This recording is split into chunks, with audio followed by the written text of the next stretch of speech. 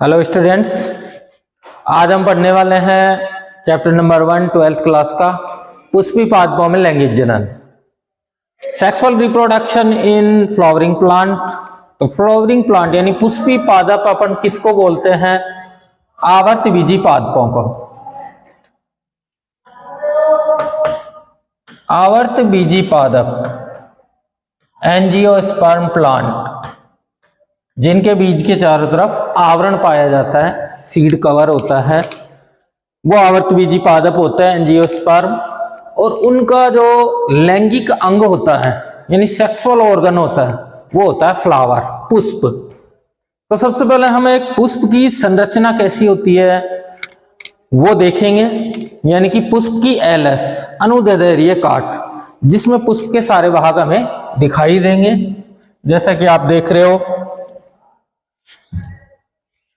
ये फ्लावर की एलएस है यानी कि अनुदैर्घ्य काट है, और इसमें जिस स्ट्रक्चर के द्वारा फ्लावर किसी भी ब्रांच के ऊपर या स्टेम के ऊपर लगा हुआ होता है उसे कहते हैं पुष्पवृंत,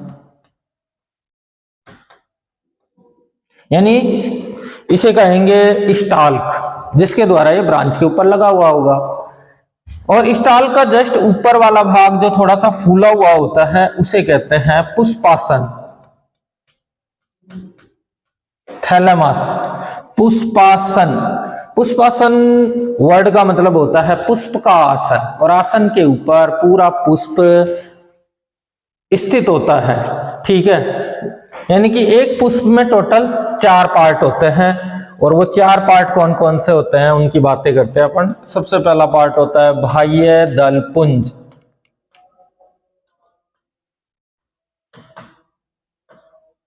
जिसको कैलिक्स कहा जाता है। बाह्य दल पुंज एक ग्रुप का नाम है, इसकी एक यूनिट यानी एक इकाई को कहते हैं बाह्य दल। जैसा कि आप इस डायग्राम में देख पा रहे हैं, ये सबसे बाहर की जो पंखुड़ियां होती हैं उसे बाह्य दल कहते हैं, जो ग्रीन कलर की होती है यानी कि हरे रंग की। और इनका काम है कि जब पुष्प कलिका अवस्था में होता है उस समय ये पूरे पुष्प की सुरक्षा करने का काम करती है, इंटरनल जो पार्ट है उनको प्रोटेक्ट करने का काम करती है। सेकंड नंबर पे दूसरा पार्ट आता है दलपुंज, कोरोला, जिसकी एक यूनिट को कहते हैं दल।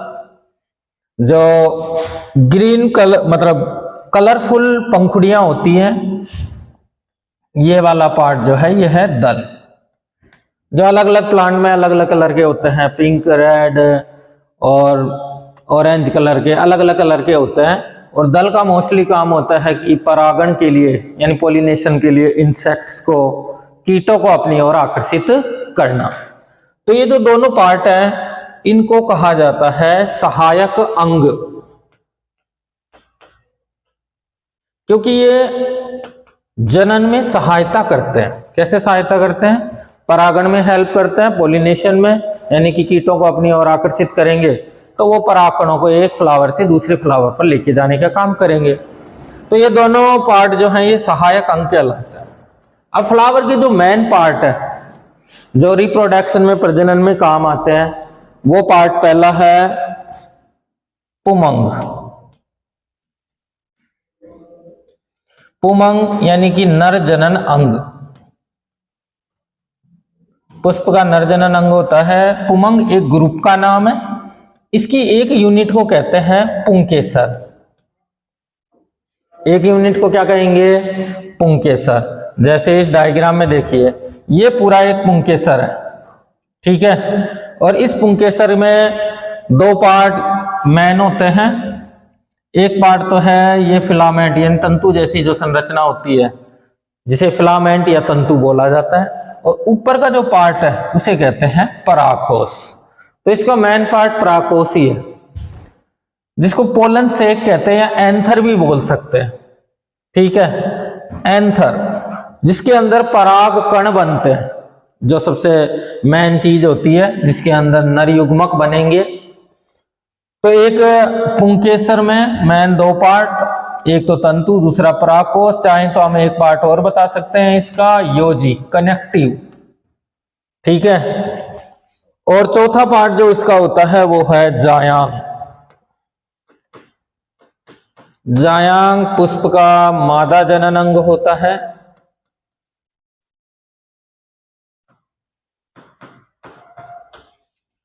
और इसकी एक यूनिट को कहते हैं अंडक, कार्पल। जायांग पूरे ग्रुप का नाम है, अंडप एक यूनिट का नाम है। और एक यूनिट में 3 पार्ट होते हैं। जो बीचों बीच आपको स्ट्रक्चर दिख रही है वो अंडप है, जिसके 3 पार्ट।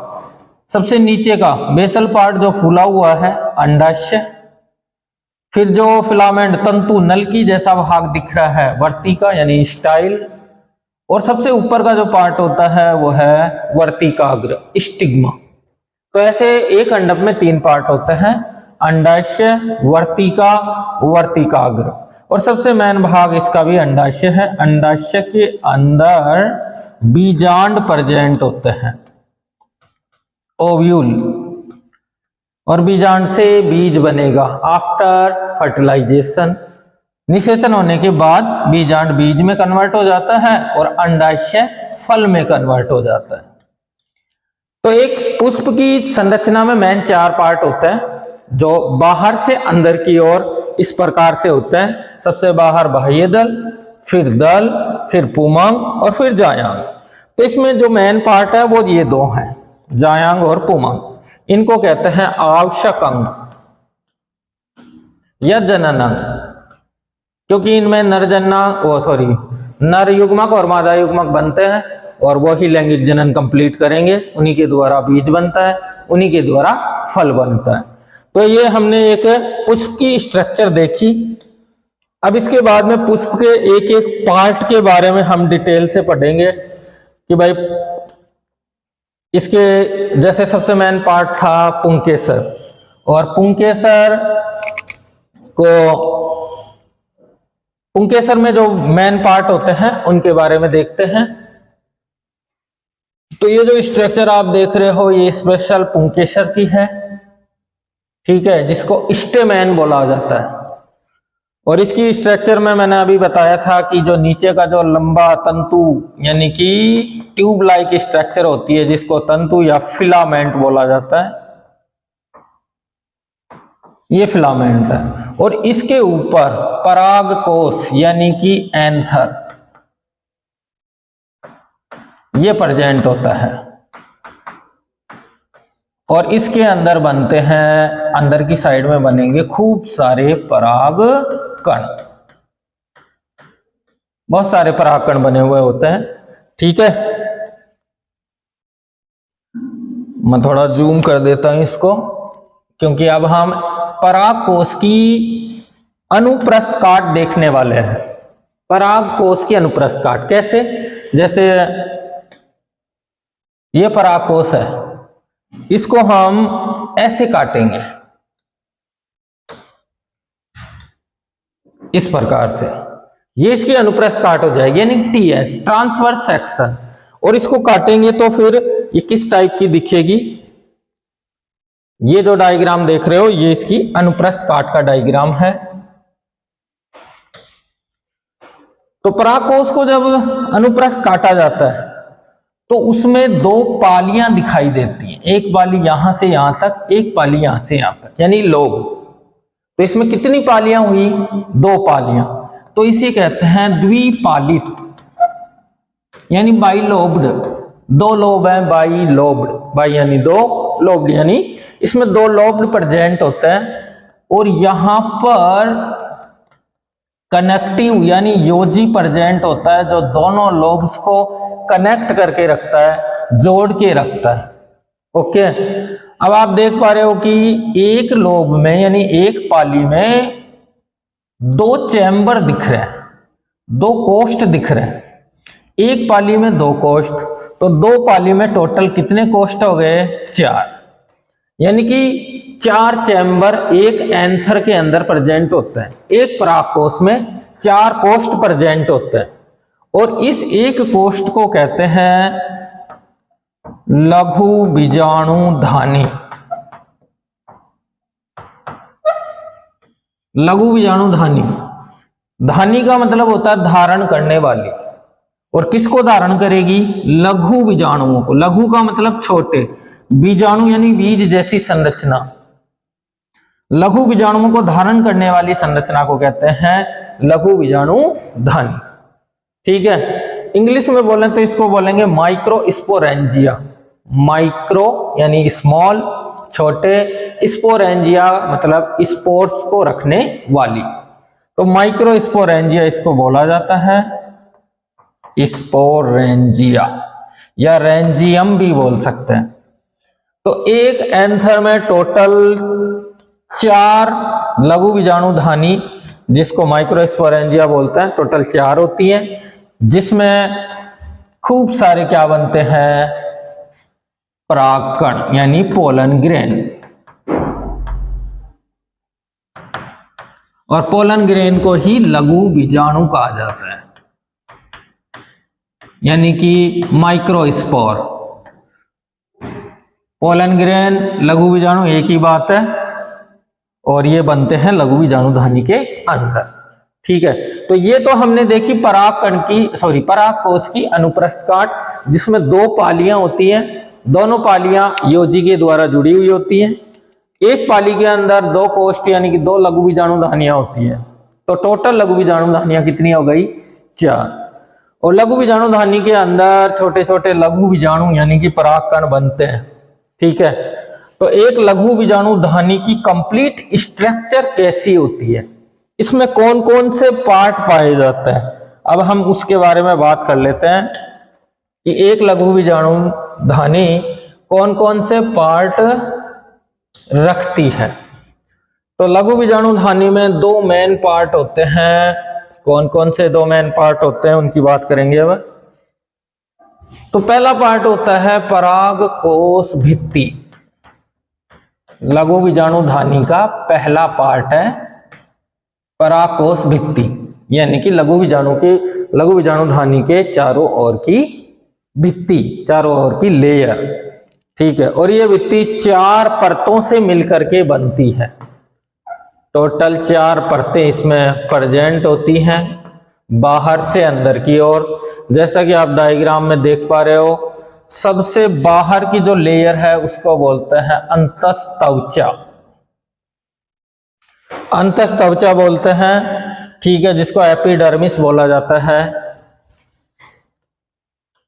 एपिडर्मिस सबसे बाहर वाली लेयर, और इसकी जो सेल्स होती हैं उसकी सेल वॉल काफी मोटी और स्ट्रांग होती है, जो इंटरनल पार्ट्स को प्रोटेक्ट करने का काम करती है। फिर उसके बाद में सेकंड नंबर पे आती है अंतस्थिसियम, एंडोथीसियम। एंडोथीसियम सेकंड नंबर की लेयर है, जिसका थोड़ा ज्यादा इंपॉर्टेंस है इसमें। वो इसलिए है कि ये वातावरण से नमी यानी मॉइस्चर को एब्जॉर्ब करती है, जिससे परागकोश थोड़ा नरम बना रहता है। लेकिन जैसे ही परागकोश के अंदर परागकण मैच्योर हो जाते हैं, परिपक्व हो जाते हैं, उस समय परागकोश को फटना होता है ताकि परागकण बाहर आ सके। और परागकोश को फटने में हेल्प कौन सी लेयर करती है? एंडोथीसियम यानी अंतस्थिसियम। क्योंकि जिस समय एंथर फटेगा उस समय वातावरण में नमी नहीं होगी, और नहीं होगी तो अंतस्थिसियम की कोशिकाओं की भित्ति पर तनाव बढ़ेगा, क्योंकि नमी नहीं है तो वो शुष्क हो जाएंगी, और तनाव बढ़ने से वो फटने लग जाएंगी। और जब अंतस्थिसियम की कोशिकाएं फटेंगी तो एंथर फट जाएगा, जिसे कहते हैं डेहिसेंस ऑफ एंथर, जिससे पोलन ग्रेन बाहर निकलते हैं। तो एंथर के फटने में यानी परागकोश के फटने में मेन रोल कौन सी लेयर प्ले करती है? अंतस्थिसियम। अब नंबर 3 पे आते हैं। तीसरी लेयर है मध्य परत, मिडिल लेयर, जिसका कोई खास इंपॉर्टेंस तो है नहीं। ये 2 से 3 लेयर की बनी हुई होती है और कुछ समय बाद ही गायब हो जाती है, तो कोई खास इंपॉर्टेंस नहीं है। खास सबसे इंपॉर्टेंट जो लेयर है वो सबसे अंदर वाली होती है, जिसका नाम है टेपेटम।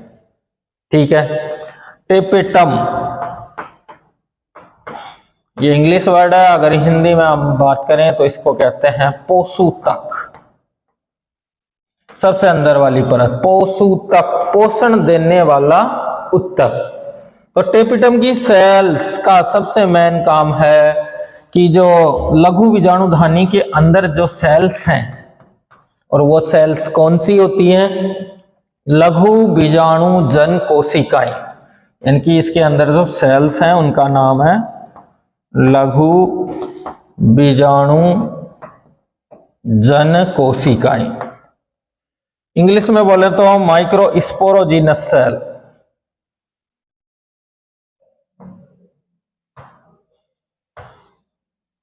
जैसा नाम है लघु बीजाणुजन, लघु बीजाणुओं को जन्म देने वाली। इन कोशिकाओं को, इस सेल को खाना देने का काम किसका है? टेपेटम का, क्योंकि ये पोषण लेगी तभी ये लघु बीजाणु बना पाएगी, माइक्रोस्पोर बना पाएगी। तो सबसे मेन काम टेपेटम का है खाना देना, पोषण देना। तो पराकोश भित्ति, जिसकी 4 लेयर के बारे में अपन ने बात की। सबसे बाहर वाली लेयर अंतःस्त्वचा, फिर सेकंड नंबर पे अंतःस्थिशियम, थर्ड नंबर पे मध्य परत और फोर्थ नंबर पे है टेपिटम। ठीक है, जिसको हम यहां भी देख सकते हैं। तो सबसे बाहर की जो लेयर है वो अंतःस्त्वचा होती है, उसके जस्ट नीचे ये बाहर वाली तो बाह्य त्वचा, फिर ये अंतःस्त्वचा, फिर ये मिडिल लेयर, और सबसे अंदर वाली लेयर जो है वो टेपिटम होती है। ये एक परागकोश जब फट जाता है उसके बाद का डायग्राम है। परागकोश फटा, इसके अंदर बहुत सारे क्या बने हुए हैं? परागकण, जो कहाँ निकलेंगे? बाहर की ओर। ओके, तो हम यहाँ आप डिटेल से बात करने वाले हैं टेपिटम की, क्योंकि टेपिटम का बहुत मेन रोल होता है। ये क्या क्या काम कर